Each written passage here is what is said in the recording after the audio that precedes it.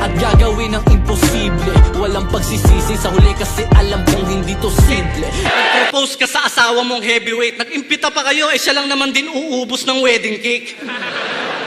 Yung asawa niya, ayun, nga, sa kakahintay halos lumuwa yung mata. Post ng proposal, mapopostpone lang pala. Hoy, B. Sarmiento, bakit feeling hot babe ka dito? Kaya nga B, di ba? Hindi ikaw yung plan A ni Sinyo. Balita ko, nag-workout na si B, ah.